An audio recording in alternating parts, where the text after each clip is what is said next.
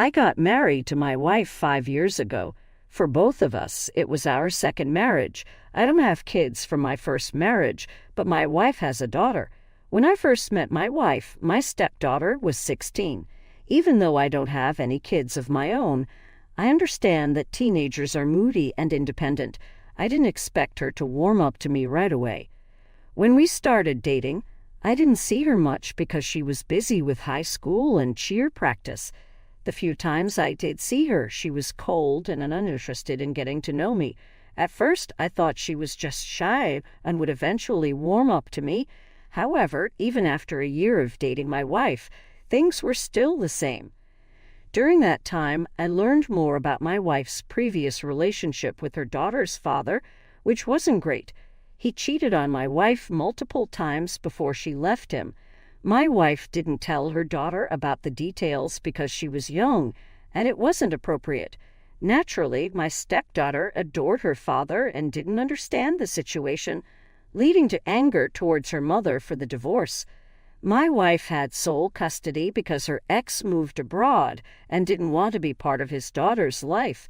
My stepdaughter, around 8 at the time, blamed her mother for the separation. Her father had visitation rights but rarely showed up, worsening the relationship between my wife and her daughter. They had regular fights, and my stepdaughter threatened to run away from home. I found out about all this in the first year of dating, so I went easy on her. She wasn't ready for another father figure. I was the first guy my wife dated seriously after her divorce, so I was the first man my stepdaughter saw with her mom. My wife and I got married after 2 years of dating, but my stepdaughter was never happy about our relationship. Despite my efforts, she was always cold and often nasty, saying I'd never be her real father and that she'd never talk to us again once her dad came back. When my stepdaughter turned 19, her dad moved back to the States and reached out to her. She decided she didn't need her mom anymore and cut off contact, saying she was happy with her dad. My wife and I didn't take her seriously at first, thinking her dad would disappoint her again. However, we lost almost all contact with her for a year. My wife tried reaching out multiple times, but my stepdaughter wouldn't respond. We even drove to her college, but she refused to see us. My wife was heartbroken and even tried talking to her ex, but he brushed us off. We were at a dead end and things seemed hopeless. Then my stepdaughter called to say she was engaged and dropping out of college to support her boyfriend while he builds his business. This was quite shocking. Despite her bratty behavior, she had always been a great student, earned a full scholarship to college, and dreamed of becoming an architect. The engagement was even wilder to me than her dropping out. My wife tried her best to convince her to rethink her decision. She managed to get her to come home with the guy at least once. When we met him, we were taken aback. He was arrogant and rude, and his business plan seemed foolish to me. I couldn't understand what she saw in him. After dinner, my wife asked to speak to my stepdaughter in private, so I took her fiancé out to the garage for some beers. I asked if he was the one who encouraged her to drop out, and he just shrugged, saying it was none of my business and that she was an adult who could do whatever she wanted. He also pointed out that I wasn't paying for her education. It was a snarky response to a reasonable question, but I let it go. We had barely spent half an hour together when my stepdaughter barged in, saying they were leaving, and it was a mistake to come home. They left before I had a chance to say anything. I rushed at my wife, who was very upset. Like any rational parent, she had tried to talk to her daughter about taking some time to think before making such drastic decisions for a guy she had known for hardly a year. My stepdaughter lashed out, saying horrible things like my wife had no right to speak since she didn't pay for her tuition. As I mentioned, she had a full scholarship and had no idea what a good wife should be like. This deeply hurt my wife, who had been a victim of abuse. After that incident, we decided to cut off contact until she apologized, though we knew that was expecting a lot. My wife remained hopeful for a reconciliation, and I supported her, even though I wasn't very optimistic. But no one could foresee what was coming. 6 months ago, my worst nightmare came true. It was a cold day, and we had been receiving a lot of snow. My wife was driving back from work, and the roads were very dangerous. It still feels like a bad dream as I write this. Her car skidded on an icy turn and crashed into another vehicle. She died on impact.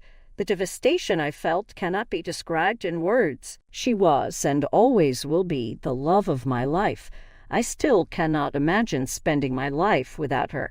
I miss her every single day. After the initial shock, I realized I had to break the news to my stepdaughter. I couldn't imagine doing it over text, so I called her again and again, but she wouldn't pick up. I texted her saying it was an emergency about her mom, and even then, she didn't respond. So I did the only thing I could think of. I reached out to my wife's ex-husband. I told him what happened and asked him to make her call me back immediately.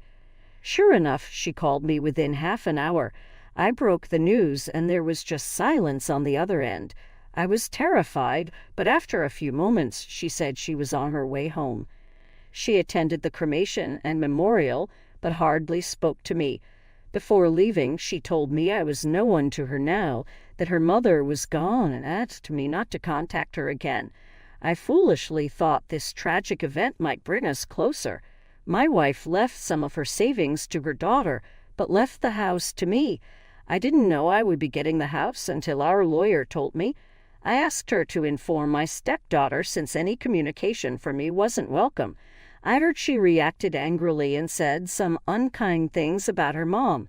It baffles me how someone so young can be so full of anger, but it's not my business. It's been about 8 months since my wife passed, and I'm still getting used to life without her. I decided to turn our house into an Airbnb. It's a beautiful property, decorated by her, but I've only recently started to get back to normal. I haven't had any contact with my stepdaughter since, and I expected never to see or hear from her again. So imagine my surprise when I opened the door yesterday and saw her standing there. It was Sunday, and I was having a lazy day by myself. I wasn't expecting anyone, let alone her. It took me a moment to get over the shock. She looked quite different with bright red hair, cut short, a big change from the long, curly blonde hair I'd always known. I invited her in, and we sat in the living room. After an uncomfortable silence, I realized she wasn't going to say anything, so I started some small talk, but she only gave one-word replies. Finally, I asked her why she was there and mentioned that if she was looking for any of her things, she wouldn't find them because I had gotten rid of everything after my wife passed away. When my stepdaughter first moved out, she took almost everything worth taking and told us to throw away the rest. My wife couldn't bring herself to do it, but after she was gone, all that stuff annoyed me, so I donated what I could and threw away the rest. She said she didn't care about any of that and was here for a different reason.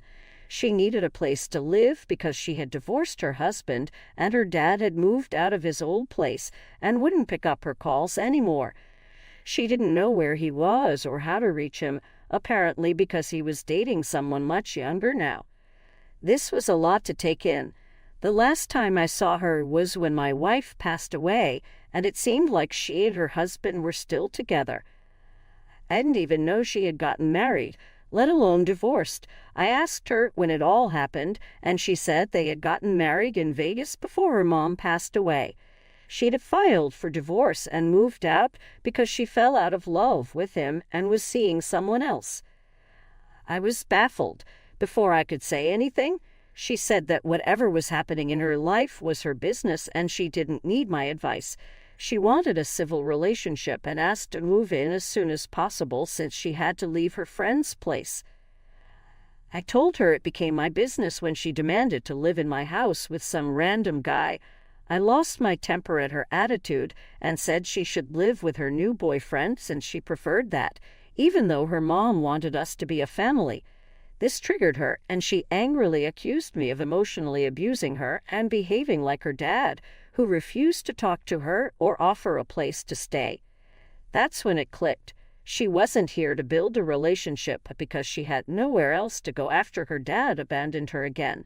My wife and I had warned her not to trust him, but she was too arrogant to listen.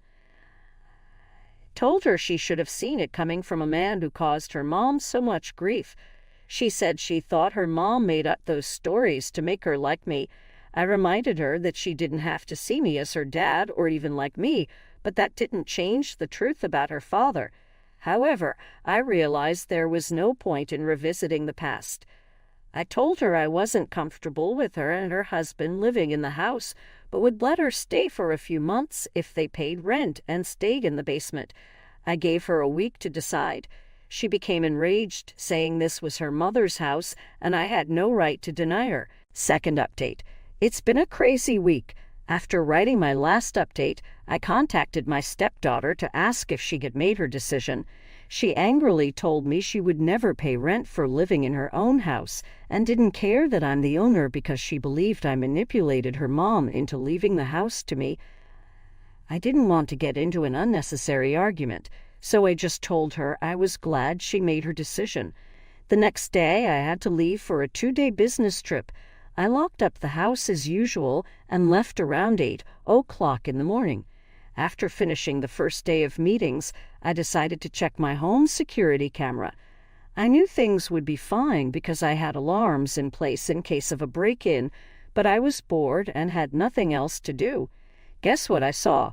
Around noon, my stepdaughter and her new boyfriend entered the house with a couple of suitcases.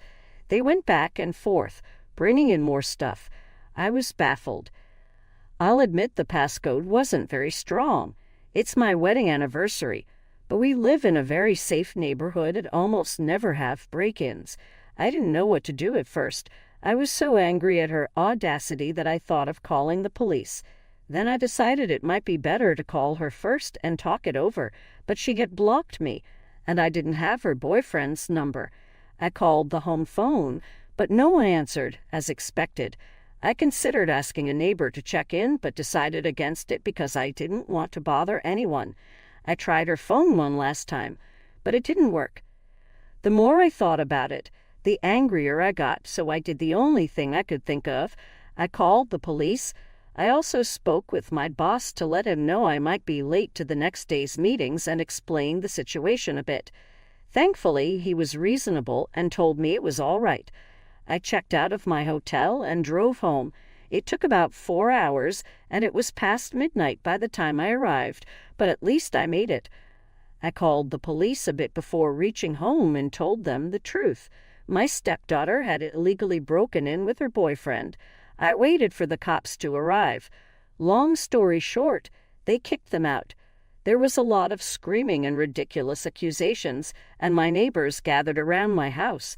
The cops had to talk her down and asked if I wanted to press charges. I had no interest in doing that. I just wanted my house back. I told her there was no need to make it more complicated and that she should just leave without creating a bigger scene. They did leave, but she threatened to sue me and said I'd regret treating her this way. I'm sure none of that actually means anything. Anyway, I immediately changed the passcode and made a note to talk to my lawyer to see if there was anything else I could do to keep her away from me in the house. Then I took a nap before driving back for my meetings. My lawyer suggested a restraining order, but I don't think that's necessary right now. I'll look into that if she does something again, but for now, we're good. I wish my wife were here so I didn't have to deal with this in the first place, but I guess that's neither here nor there. Third update. I know it has been a few months since my last update, but if anyone is still reading, I have a little update for you. My stepdaughter reached out to me again. She texted, asking if we could talk, so I called her. She apologized for entering the house without my permission and said she had decided to break up with her boyfriend. She spent the money left to her by her mom to pay off his debt, and he was the one forcing her to convince me to let them stay in the house. She admitted her mistakes and asked if she could stay in the basement if she'd agreed to pay rent. I'm not a monster, so I told her she should have been honest with me from the start. I told her she could move in whenever she wanted and wouldn't have to pay rent. I did make it clear this was a temporary arrangement and that she would have to start looking for a job or think about going back to college. She promised to get back on her feet soon and wouldn't be a bother. She's currently living with a friend and is supposed to move in soon. I hope things will be all right between us because I know that's what her mom would have wanted. I'm still skeptical, though, and I've made it clear she has to be honest with me, be responsible with her money, and pay rent every month. Fourth update. It has been 2 months since my stepdaughter moved in, and I'm happy to say things have been going well. Things are still a little awkward between us, but at least it's cordial instead of tense. It gives me a lot of peace to think this is what my wife would have wanted. The kid has also been excellent with paying rent on time and is even thinking of going back to college to finish her degree. I'm happy to see her doing well.